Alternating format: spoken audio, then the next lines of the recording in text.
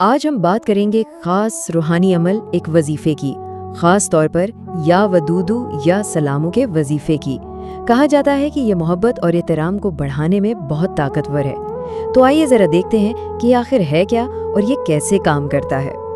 اکثر ایسا ہوتا ہے نا کہ خاندان میں شریک حیات کے ساتھ یا پھر دفتر میں اپنے افسران کے ساتھ تعلقات میں کچھ کھنچاؤ آ جاتا ہے۔ تو یہ جو عمل ہے اس کے بارے میں دعویٰ یہ ہے کہ یہ اسی مسئلے کا ایک حل پیش کرتا ہے۔ اچھا، اب ذرا اس عمل کی گہرائی میں چلتے ہیں۔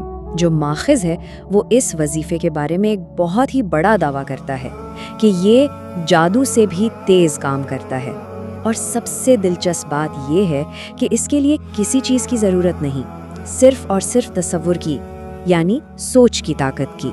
تو چلیں اس پہلے حصے میں یہ سمجھتے ہیں کہ آخر یہ عمل ہے کیا اور کیا نہیں ہے۔ دیکھیے، یہاں ماخذ ایک بہت اہم فرق واضح کر رہا ہے۔ ایک طرف یہ روحانی عمل ہے جو قرآن و حدیث سے لیا گیا ہے، اور دوسری طرف ہے جادو جیسے حرام کام۔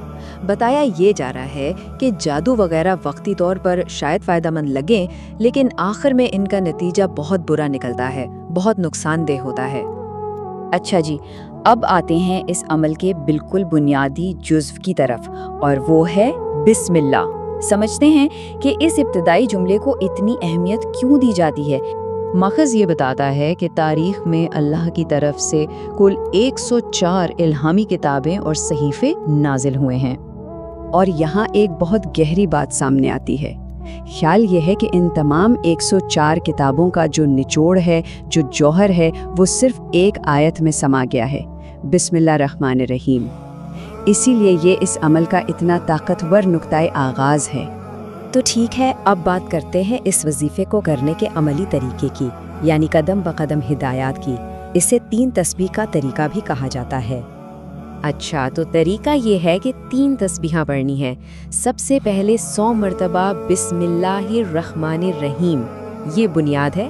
اس کے بعد 100 مرتبہ یا ودودوں، یعنی اے سب سے زیادہ محبت کرنے والے، اور آخر میں 100 مرتبہ یا سلاموں، یعنی اے سلامتی کے سرچشمے۔ ایک بات یاد رکھنے کی ہے کہ ترتیب بہت اہم ہے۔ یا ودودو کو یا سلاموں سے پہلے ہی پڑھنا ہے۔ صرف وظیفہ پڑھنا ہی کافی نہیں ہے، کچھ اہم اصول اور شرائط بھی ہیں جن پر عمل کرنا ضروری ہے تاکہ یہ عمل مؤثر اور محفوظ رہے۔ تو یہ 5 شرائط بہت اہم ہیں۔ پہلی، وقت، یا تو فجر کی نماز کے بعد یا پھر سونے سے پہلے۔ دوسری، خاموشی، عمل کے دوران اور اس کے بعد کسی سے بات نہیں کرنی۔ تیسری، اور یہ سب سے اہم ہے، نیت، یہ صرف جائز رشتوں کے لیے کرنا ہے۔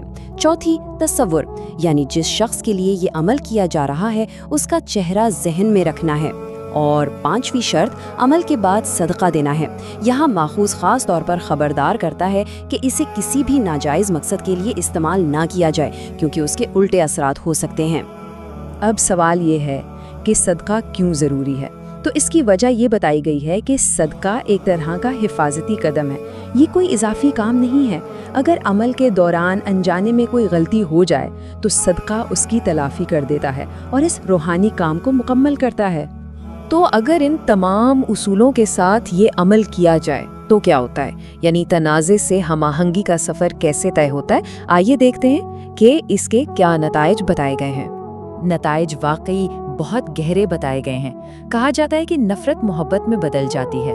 جس شخص کے دل میں عزت کم ہو وہاں عزت پیدا ہو جاتی ہے، اور جو رشتے ٹوٹنے کے قریب ہوں وہ جڑ جاتے ہیں۔ اور یہاں یا ودودو کے ساتھ یا سلاموں کو جوڑنے کی حکمت بھی واضح ہوتی ہے۔